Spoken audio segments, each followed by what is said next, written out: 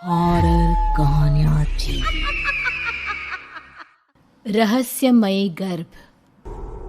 60 वर्ष की उर्मिला शहर के बाहरी हिस्से में अपने छोटे से घर में अकेली रहा करती थी। एक रात शहर में बहुत जोर का तूफान आया। जोर जोर से हवाएं और आंधी तूफान के साथ तेज बारिश होने लगी।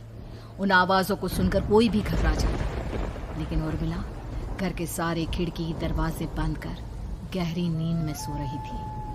रात के लगभग 12 बजे होंगे कि किसी ने उर्मिला के घर का दरवाजा खटखटाया। दरवाजे के खटखटाने की आवाज सुनकर उर्मिला की नींद खुलती है। आखिर इतनी रात को कौन आया होगा? उर्मिला जाकर दरवाजा खोलती है तो सामने लगभग 26 साल की बेहद सुंदर लड़की को खड़ा देख हैरान रह जाती है। कौन हो बेटा, और इतनी रात को इतने भयंकर तूफान में कहाँ भटक रही हो? चाची, आपने मुझे पहचाना नहीं? मैं आपकी दूर की रिश्तेदार शालिनी। अरे हाँ, बचपन में तुझे देखा था। इतनी जवान हो गई है, कैसे पहचान में आती। लेकिन तू यहाँ क्या कर रही है, और वो भी ऐसी अंधेरी तूफान भरी रात में? उर्मिला की बात सुनते ही शालिनी की आंखों से आंसू बहने लगे। वो फूट फूट कर रोने लगी। ये देखकर उर्मिला को कुछ समझ में नहीं आया और उसने शालिनी का हाथ पकड़कर घर के अंदर आने के लिए कहा। जैसे ही शालिनी घर के अंदर रोशनी में आई, उर्मिला की नज़र उसके पेट की तरफ गई, जिसे देखकर ये साफ पता चल रहा था कि वो प्रेग्नेंट है। अरे, तू तो पेट से है। ऐसी हालत में इतने भयंकर तूफान में आधी रात को बाहर भटक रही है। आखिर बात क्या है बेटा, मुझे सब कुछ साफ साफ बता। क्या बताऊं चाची, ये सब जिसकी वजह से हुआ है उसके बारे में बताने में भी मुझे शर्म आती है।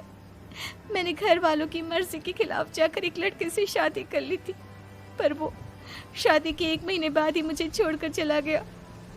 छोड़कर चला गया का क्या मतलब? क्या उसके साथ कोई हादसा हो गया? नहीं, उसे कोई दूसरी लड़की पसंद आ गई और मेरी प्रेगनेंसी की खबर सुनते ही उसने मुझे बेसहारा छोड़ दिया। उसके बाद मैं अपने घर गई, लेकिन माँ पापा ने मुझे घर में कदम तक नहीं रखने दिया। तभी मुझे आपकी याद आई। कोई बात नहीं, कोई बात नहीं, तुमने यहाँ आकर अच्छा ही किया। एक काम करो, तुम आराम करो। वैसे भी ऐसी हालत में इतना घूमना फिरना और इस तरह आधी रात को बाहर भटकना ठीक नहीं होता। प्रेग्नेंट औरत को आधी रात को घर से बाहर नहीं निकलना चाहिए। बुरी आत्माएं उस पर अपना असर दिखा सकती है। और इतना कहकर उर्मिला ने शालिनी को एक दूसरे कमरे में जाकर आराम करने के लिए कहा। लेकिन जैसे ही शालिनी अपने कमरे में जाने लगी, अचानक से उर्मिला ने उसे रोक लिया। एक बात बताओ बेटा, तुम्हारा कौन सा महीना चल रहा है? पेट देखकर तो लगता है कि लगभग 6 महीने पूरे हो गए होंगे। उर्मिला की बात सुनकर शालिनी के होठों पर मुस्कुराहट आ गई। चाची जी, अभी सिर्फ 1 ही महीना हुआ है। शालिनी की बात सुन उर्मिला दंग रह गई। उसे समझ में नहीं आ रहा था कि प्रेगनेंसी के पहले ही महीने में शालिनी की हालत ऐसी क्यों थी। लेकिन फिर उसने बात को नजरअंदाज कर शालिनी को आराम करने के लिए कहा और खुद भी कमरे में जाकर सो गई। अभी कुछ ही घंटे बीते थे कि अचानक से एक बच्चे के बड़े ही अजीबोगरीब बेढंगे तरीके से रोने की आवाजें उर्मिला के घर में गूंजने लगी। उन आवाजों को सुनकर उर्मिला की नींद फिर से खुलती है। ये अचानक बच्चे के रोने की आवाज कहां से आने लगी? उसने उठकर चारों तरफ देखा, पर वहां उसे कोई नजर नहीं आया। उर्मिला घबराते हुए शालिनी के कमरे में गई तो वहां उसे कमरे की दीवार पर एक बेहद खौफनाक साया नजर आया, जिसे देखकर उर्मिला बुरी तरह से घबरा गई। आखिर ये सब क्या हो रहा है? शालिनी, शालिनी उठो! उसने जोर जोर से आवाज देकर शालिनी को जगाने की कोशिश की, लेकिन ऐसा लग रहा था जैसे उसकी आवाज शालिनी तक पहुंच ही नहीं रही थी। कमरे की दीवार पर एक बहुत बड़ा और बेहद डरावने दिखने वाले इंसान का साया और एक बच्चे के अजीबोगरीब ढंग से रोने और चीखने की आवाजें अब उर्मिला को ज्यादा डराने लगी थी। उर्मिला को शालिनी की चिंता सताने लगी और उसने पूरी ताकत के साथ चीखकर शालिनी को आवाज लगाई, शालिनी! तभी अचानक सब कुछ एकदम पहले जैसा हो जाता है और उर्मिला की आवाज सुनकर शालिनी की नींद खुलती है। क्या हुआ चाची, आप इतनी तेज क्यों चिल्ला रही हैं? अब ठीक तो है ना? अभी अभी मैंने तुम्हारे कमरे में कुछ अजीब सा देखा। तुम ठीक हो ना शालिनी? मुझे यहाँ एक बच्चे के रोने की आवाज़ें आ रही थी। लगता है आपको मेरी कुछ ज़्यादा ही चिंता हो गई है। आपने मेरी प्रेगनेंसी के बारे में कुछ ज़्यादा ही सोच लिया होगा। मैं एकदम ठीक हूँ, आप आराम से सो जाइए। इतना कहकर शालिनी ने उर्मिला को फिर से अपने कमरे में जाने के लिए कहा और खुद भी जाकर सो गई। पर अब उर्मिला की आंखों से नींद गायब हो चुकी थी। अगली सुबह जब शालिनी उठी तो वो सीधा उर्मिला के पास आई। गुड मॉर्निंग चाची। तभी अचानक उर्मिला की नज़र शालिनी के पेट पर पड़ती है, जिस पर नीले रंग से एक अजीब सी आकृति नजर आ रही थी। शालिनी, ये तुम्हारे पेट को क्या हुआ? मैंने इतनी औरतों को देखा है, ऐसा तो किसी के साथ नहीं होता। शालिनी ने जैसे ही अपने पेट की तरफ देखा तो उसे वहां कुछ भी नजर नहीं आया। चाची कुछ भी तो नहीं है, सब कुछ एकदम नॉर्मल है। आपको क्या अजीब लग रहा है? इससे पहले कि उर्मिला उसके सवाल का कोई जवाब देती, अचानक से शालिनी के पेट में जोर जोर से दर्द होने लगा। वो बुरी तरह दर्द से तड़पने लगी। चाची, चाची। ये सब देखकर उर्मिला बहुत घबरा गई। उसने धीरे धीरे शालिनी के पेट को सहलाना शुरू किया, लेकिन शालिनी का दर्द कम नहीं हुआ। उर्मिला जाकर रसोई से पानी का गिलास लेकर आई और शालिनी को पानी पिलाने की कोशिश करने लगी। ले बेटा, पानी पी ले, तुझे आराम मिलेगा। ले ले। नहीं चाची, मुझे बहुत तेज दर्द हो रहा है। अरे थोड़ा पी ले बेटा। जैसे ही उर्मिला ने शालिनी को पानी पिलाया, उसने देखा कि गिलास में बचा पानी का रंग नीला पड़ गया और शालिनी की आंखें अजीब हो गई। उसके पेट पर बच्चे का एक डरावना चेहरा नजर आने लगा। ये सब देखकर उर्मिला की डर से हालत खराब होने लगी, पर तभी शालिनी का दर्द ठीक हो गया। बेटी, अभी तुम्हारा दर्द ठीक है तो ऐसा करो, तुम थोड़ी देर आराम कर लो। शालिनी को आराम करने के लिए कहकर उर्मिला तेज कदमों से चलकर घर से बाहर निकल जाती है और पास ही रहने वाली एक औरत कालिंदी के पास पहुंचती है। अरे उर्मिला बहन, बड़े दिनों बाद दिखाई दी, क्या हुआ? बहुत घबराई हुई सी लग रही हो, सब ठीक तो है ना? क्या बताओ कालिंदी बहन, मेरी एक दूर की रिश्तेदार आई हुई है। वो पेट से है और उसके साथ ना अजीब अजीब चीजें हो रही है। अब उर्मिला सारी बात कालिंदी को बताती है, जिसे सुनने के बाद काले जादू और तंत्र विद्या की माहिर कालिंदी एक ताबीज बनाकर उसे देती है। बहन, मुझे शालिनी पर किसी बुरी आत्मा का साया लगता है। ये ताबीज ले जाओ, आज रात को 12 बजे उसे पहना देना, फिर सब ठीक हो जाएगा। उर्मिला ताबीज लेकर घर वापस आती है और अब आधी रात के होने का इंतजार करने लगती है। जैसे ही आधी रात होती है, वो नींद में सोई शालिनी को ताबीज पहना शांति से अपने कमरे में आकर अपने पलंग पर लेट जाती है। अब सब ठीक हो जाएगा, ये सोचकर उर्मिला शांति की एक सांस ही लेती है कि तभी अचानक उसकी आंखों के सामने कुछ ऐसा आता है जिसे देखकर उर्मिला डर से चीखने लगती है।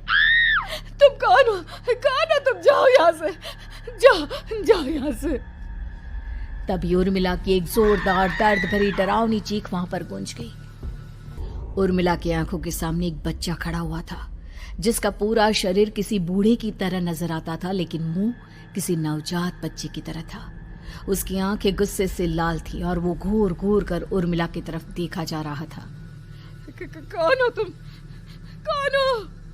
उर्मिला के चीखते ही वो बच्चा जोर जोर से रोने लगा। घबराकर उर्मिला ने अपने हाथों को अपने कानों पर रख लिया। उसकी समझ में नहीं आ रहा है कि आखिर ये सब उसके साथ क्या हो रहा है। कौन हो तुम? कौन हो? क्या चाहते हो मुझसे? जाओ जाओ यहाँ से, आखिर तुम हो कौन?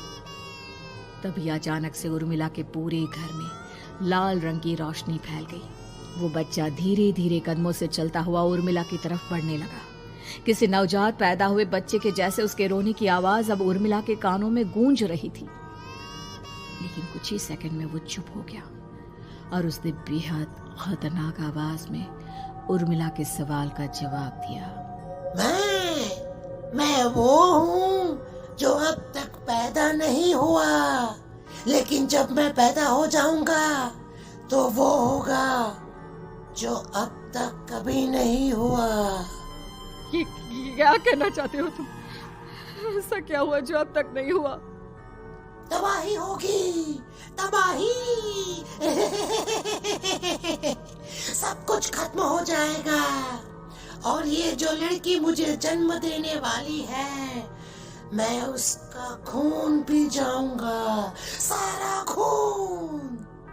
उस बच्चे की बात सुनते ही उर्मिला बुरी तरह घबरा गई। उसका एक बुजुर्ग आदमी जैसा शरीर, एक नवजात बच्चे जैसा चेहरा, ये दोनों ही बातें उर्मिला की समझ से बाहर थी। तभी वो बच्चा अचानक गायब हो गया। घर का माहौल फिर से पहले जैसा हो गया। लाल रंग की रोशनी भी अब गायब हो चुकी थी। उर्मिला दौड़कर शालिनी के कमरे में पहुंची, जहां वो गहरी नींद में सोई हुई थी, पर उसके गले का ताबीज गायब हो चुका था। उठो उठो शालिनी, उठो बेटा, मुझे तुमसे जरूरी बात करनी है। अरे चाची क्या हुआ? इतनी रात को आप परेशान क्यों कर रही हैं? सब ठीक है ना? अभी जब तुम सो रही थी ना, तो मैंने तुम्हारे गले में एक ताबीज पहनाया था। कहाँ गया बेटा, बताओ मुझे। शालिनी ने चारों तरफ अपनी नजरें घुमाकर देखा, लेकिन वहां पर कोई ताबीज नहीं था। वह हैरानी से उर्मिला के चेहरे की तरफ देखने लगी। उसे समझ में नहीं आ रहा था कि आखिर उर्मिला किस ताबीज के बारे में बात कर रही थी। नहीं चाची, यहाँ कोई ताबीज नहीं है। लगता है आपने कोई बुरा सपना देखा है। मैंने कोई बुरा सपना नहीं देखा। खैर छोड़ो, तुम अब सो जाओ, फिर सुबह बात करते हैं। डर और घबराहट की वजह से उर्मिला की आंखों से नींद तो जैसे बिल्कुल गायब हो गई थी। अगली सुबह उर्मिला बिना कोई देर किए गांव के बाहर एक छोटी सी झोपड़ी में रहने वाले बूढ़े पंडित के पास पहुंची। पंडित जी, मेरी मदद कीजिए। अरे आओ आओ उर्मिला, क्या हुआ? सब ठीक तो है ना? क्या बताओ पंडित जी, बहुत बड़ी मुसीबत है। मेरी दूर की एक रिश्तेदार लड़की पेट से है और उसके साथ बहुत डरावनी चीजें हो रही है। कल रात को तो एक अजीब सा दिखने वाला बच्चा मेरी आंखों के सामने आकर खड़ा हो गया था। ये तुम क्या कह रही हो? मुझे साफ साफ बताओ कि आखिर तुमने क्या देखा? उर्मिला ने अपने साथ हुई बीती रात की पूरी घटना पंडित जी को बताई, जिसे सुन पंडित जी के माथे पर चिंता की लकीरें उभर आई। अनर्थ होने वाला है, अनर्थ। बरसों पहले भी उस हैवान ने एक लड़की के पेट से जन्म लिया था और उसके बाद उस शहर को पूरी तरह से तबाह कर दिया। कैसी विपदा पंडित जी, कैसे बात कर रहे हैं आप? बताइए मुझे, और इसका उपाय क्या है? इसका उपाय तो है, लेकिन बहुत कठिन है। हो सकता है कि उस उपाय को करने के दौरान तुम्हारी जान भी चली जाए। मुझे मेरी जान की कोई परवाह नहीं, पर आप जिस तबाही के बारे में बात कर रहे हैं, बस वो नहीं होनी चाहिए। लाखों लोगों की जान बचाने के लिए मैं कुछ भी करूंगी। तो ठीक है, मेरी बात ध्यान से सुनो। बरसों पहले एक भयानक तांत्रिक ने अपनी तंत्र क्रिया के जरिए एक मासूम लड़की के साथ रिश्ता बनाकर उसके पेट से जन्म लिया था। इस तरह से वो अपने जैसे लोगों की संख्या इस दुनिया में बढ़ाना चाहता था। आपके कहने का मतलब है कि शालिनी के पेट से भी उस शैतान को जन्म लेना है, इसलिए उसने उसके साथ ये सब किया है। ठीक पहचाना तुमने। अब मैं तुम्हें एक ऐसा सिंदूर दूंगा जिसे तुम्हें ले जाकर उस लड़की के पेट पर लगाना होगा। क्या ऐसा करने से सब कुछ ठीक हो जाएगा? नहीं उर्मिला, ये सब इतना आसान नहीं। उस लड़की के पेट पर सिंदूर लगाने के बाद तुम्हें उसका पेट काटकर उस हैवान को बाहर निकालना होगा।